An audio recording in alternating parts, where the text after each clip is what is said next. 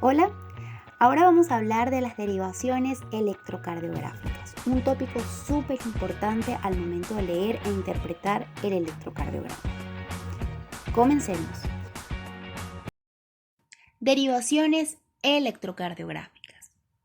En clases pasadas habíamos hablado que todo evento mecánico en el corazón era precedido de un evento eléctrico.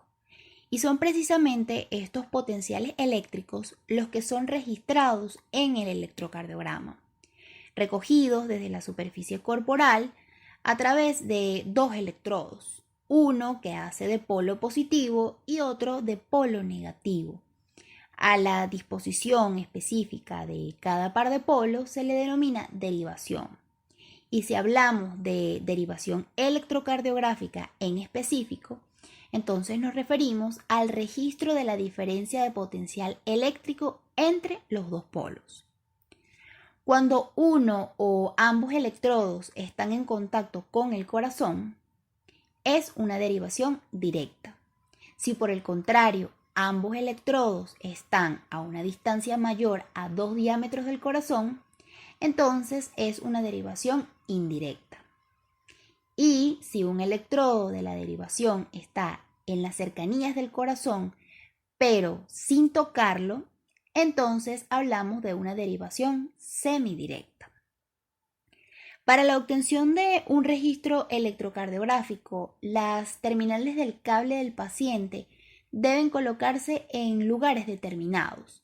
De modo habitual, la actividad eléctrica del corazón se explora en dos planos. Uno frontal, representado con el color azul, que permite dividir al corazón en anterior y posterior, y uno horizontal, representado con el color rojo, que permite dividirlo en superior e inferior. Para el primer plano, es decir, el frontal, se aplican los electrodos en brazo derecho, representado en la imagen, con las letras RA en el círculo rojo, RA que hace referencia a right arm en inglés, brazo derecho. También por brazo izquierdo, representado por el círculo amarillo como left arm, brazo izquierdo. Y finalmente el círculo verde, representado como left leg, que es pierna izquierda. Para el plano horizontal, los electrodos se ubican en la región torácica anterior y lateral izquierda. Para el análisis en el plano frontal, se registran 6 derivaciones indirectas, de las cuales 3 son bipolares o estándar, representadas por D1, D2 y D3, y 3 son unipolares, representadas por ABR, ABF y ABL. Por su parte, el plano horizontal consta de 6 derivaciones unipolares semidirectas, las cuales van desde B1 hasta B6. Entonces podemos concluir que el electrocardiograma consta de 12 derivaciones, 6 de las cuales son frontales y 6 son horizontales. Estas vamos a desglosarlas a continuación.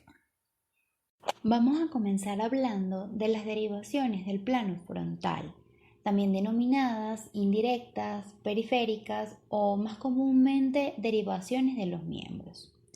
Estas derivaciones se obtienen aplicando los electrodos en la porción distal de la extremidad, tal y como lo vimos en la imagen anterior, o en su defecto en la porción más distal en el caso de las personas que tienen amputaciones.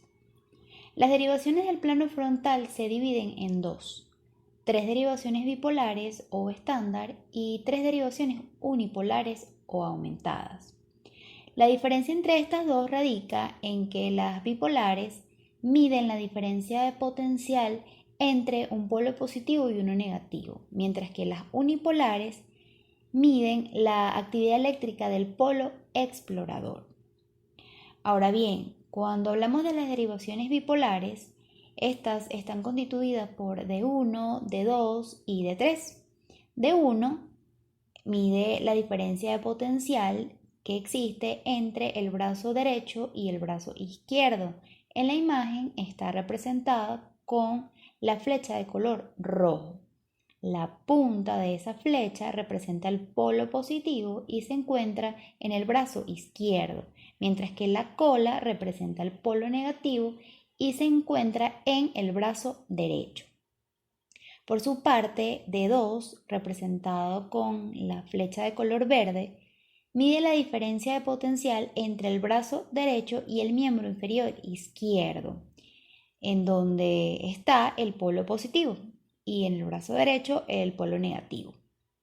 Finalmente, D3, representado con el color azul, mide la diferencia de potencial entre el brazo izquierdo, donde se ubica el polo negativo, y el miembro inferior izquierdo, donde se ubica el polo positivo.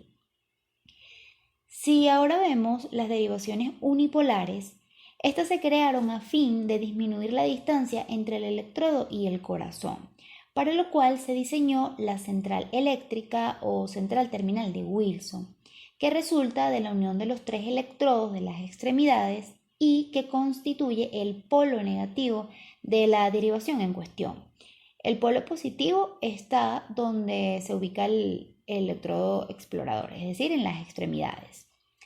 Con la diferencia de potencial entre la central terminal de Wilson y los electrodos de las extremidades, se crean nuevas derivaciones frontales unipolares, VL, VR y VF. Estas derivaciones tienen muy baja amplitud, por ello se remueve un electrodo de la central terminal de Wilson y se consigue incrementar su voltaje. De esta forma se crean las derivaciones aumentadas de Goldberger, que representan una nueva perspectiva vectorial en el plano frontal. ABR en el miembro superior derecho, ABL en el miembro superior izquierdo y ABF en el miembro inferior izquierdo. Algo muy importante a destacar es que en todos los casos la corriente fluye al polo positivo de la derivación explorada y cuando la actividad eléctrica se acerca al electrodo explorador se va a registrar en el electrocardiograma una deflexión positiva. Todo lo contrario a si se aleja, se va a inscribir una onda negativa. Cuando cesa el movimiento iónico, en el electro se va a observar simplemente una línea isoeléctrica. Las derivaciones del plano frontal son muy importantes porque ellas en conjunto conforman el sistema hexaxial que está representado en el recuadro de color negro. Y esto es importante que lo recuerden porque son precisamente estas derivaciones las que nos van a permitir determinar el eje eléctrico del corazón. Las derivaciones del plano horizontal también son denominadas derivaciones precordiales. Estas resultan de la diferencia de potencial entre el electrodo explorador que está sobre la pared torácica y que además constituye el polo positivo y la central terminal de Wilson que constituye el polo negativo. Una derivación precordial se simboliza con la letra B y existen 6 que van desde B1 a B6. En este punto es muy importante recordar bioscópica de tórax. ¿Por qué? Porque si ustedes se fijan bien en la imagen donde están la parrilla costal, podrán ver representadas en color negro varias líneas verticales. Y estas son bastante importantes porque van a representar los sitios donde vamos a colocar las derivaciones. En negrita está la línea parasternal derecha e izquierda, sitio donde se colocan las primeras dos derivaciones, B1 y B2. Así como las líneas en vertical, que también están representadas la línea medioclavicular, la línea axilar anterior y la línea axilar media, también hay que ubicar los espacios. El primer paso es localizar en el paciente el ángulo de Lewis, que se va a corresponder con el segundo espacio intercostal. A partir de ahí, y como lo señala la imagen, hay que ubicar los espacios intercostales subsiguientes. Ahora sí, es momento de colocar cada derivación. La primera es B1, representada con el color fucsia. Se ubica en el cuarto espacio intercostal derecho con línea paraesternal derecha. Le sigue B2, representado con el color amarillo, que se ubica en el cuarto espacio intercostal izquierdo con línea paraesternal izquierda. La siguiente derivación que se coloca es B4, representado con el color verde, en el quinto espacio intercostal izquierdo con línea medioclavicular izquierda. Y ahora sí, en un punto medio comprendido entre B2 y B4, se coloca B3, que está representado con el color azul. Finalmente se coloca B5 y B6 en el quinto espacio intercostal izquierdo. B5 representado con el color morado con la línea axilar anterior y B6 representado en el color azul con la línea axilar media. Si nosotros hiciéramos un corte horizontal de esta imagen, obtendríamos una imagen similar a la que está en la parte inferior izquierda, en la cual podemos visualizar el corazón y las diferentes derivaciones colocadas en el precordio. Podemos ver que B1 y B2 están más próximas al ventrículo derecho, mientras que B3 y B4 más cerca del septum interventricular y B5 y B6 más cerca del ventrículo izquierdo. Y aquí me quiero detener porque es bastante importante. Cuando nosotros vemos en el electro, existe una progresión de menor a mayor amplitud con respecto al complejo QRS, específicamente la onda R. Va aumentando en tamaño desde B1 a B6. Y esto es importante mencionarlo acá porque esto se da porque B5 y B6 están viendo ese ventrículo izquierdo más cerca. Y al verlo más cerca, el vector será de mayor amplitud y por lo tanto se va a ver en el electrocardiograma de esta forma. Recordemos que el ventrículo izquierdo, su capa muscular es mucho más gruesa que la del ventrículo derecho. ¿Pero por qué esto es importante? Porque cuando nosotros veamos crecimiento de cavidades, este patrón se puede acentuar o se puede invertir. ¿A qué me refiero? Por ejemplo, si estuviéramos en presencia de un crecimiento ventricular derecho, este patrón de progresión se vería invertido. Entonces encontraremos en el electrocardiograma ondas R de mayor amplitud, pero en las derivaciones derechas, es decir, B1 y B2, porque son las que están más próximas a ese ventrículo derecho. Y por el contrario, de menos amplitud en las izquierdas. De todas maneras, no se preocupen porque esto lo vamos a ver con mayor detalle en la clase que corresponde a complejos QRS. Yo sé que en este momento muchos se estarán preguntando por qué tantas derivaciones, de qué me sirven. Y aquí hemos llegado a un punto clave de la clase, las derivaciones y su correlación con las caras del corazón.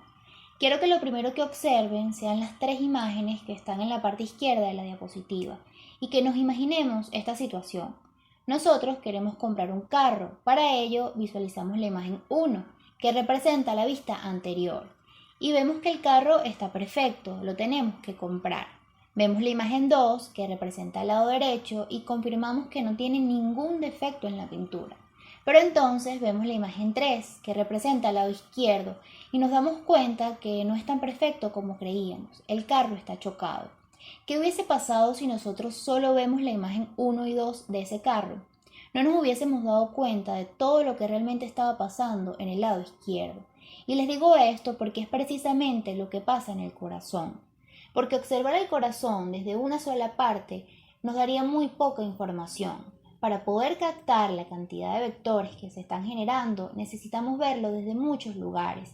Por esto es que se colocan tantos electrodos, porque cada electrodo nos habla de una cara del corazón. Es un ojito, una camarita que está ahí para decirnos si algo anda mal o no en esa parte. Entonces, por ejemplo, si queremos visualizar qué está pasando en ventrículo derecho, Lo podemos hacer a través de B1 y B2, dada la cercanía de estas dos derivaciones con este ventrículo. La cara anterior la podemos visualizar a través de B3 y B4. La cara lateral se divide en una cara lateral alta y una baja. La lateral alta la podemos visualizar a través de las derivaciones frontales de 1 y ABL, mientras que la baja a través de B5 y B6. Por su parte, para visualizar la cara diafragmática o inferior del corazón, lo hacemos a través de D2, D3 y ABF. Esto, muchachos, es importante, se lo tienen que aprender, porque es lo que nos permite entender cuál es la razón de estudiar derivaciones. Sin embargo, en la parte inferior derecha de la diapositiva, les coloqué una tabla que nos habla de cómo denominamos al infarto de acuerdo a la topografía, que está en relación con las derivaciones. Esto se los coloqué solo a modo de ejemplo porque el infarto corresponde a una patología y nosotros estamos estudiando el electrocardiograma fisiológico, pero que es importante porque cuando se habla de isquemia, daño o infarto, se hace referencia a condiciones generalmente presentes en el ventrículo izquierdo. Ojo, no quiere decir que no ocurran del lado derecho, pero que para ser más específico y determinar aproximadamente qué zona del ventrículo izquierdo está afectada, el ventrículo se divide en todas esas zonas que están representadas en la tabla. Hay unas zonas principales como lo son la anterior, lateral, inferior y posterior, haciendo la acotación que no hay ninguna derivación que esté directamente sobre la cara posterior del ventrículo izquierdo, pero que al observar la cara contraria, es decir, la cara anterior, podemos hacer algunas determinaciones. Por ejemplo, la presencia de R altas en B1 y B2. Lo fundamental es que visualicen que son las derivaciones las que nos permiten delimitar qué zona está afectada. Y les coloqué esta tabla porque cuando ustedes lean en la bibliografía el capítulo de infarto, se van a dar cuenta que existe un infarto septal medio, uno anterior extenso. De hecho, en el infarto anterior se incluyen las derivaciones B2 y B5, no solamente B3 y B4. Pero más allá de esto, con lo que quiero que se queden, es que deben aprenderse dónde están ubicadas todas las camaritas. De esta forma, vamos a poder saber sin necesidad de memorizar qué cara del corazón está afectada, por la correlación que existe entre las derivaciones y las caras del corazón. Hasta aquí llega la clase de hoy. Les dejaré un plus del día que corresponde precisamente a este último tópico del que hemos estado hablando, la localización del infarto en el ventrículo izquierdo y su relación con las derivaciones. Esto es solamente para que lo vean, un ejemplo para visualizar, no forma parte de la clase. Muchísimas gracias, espero que les haya gustado.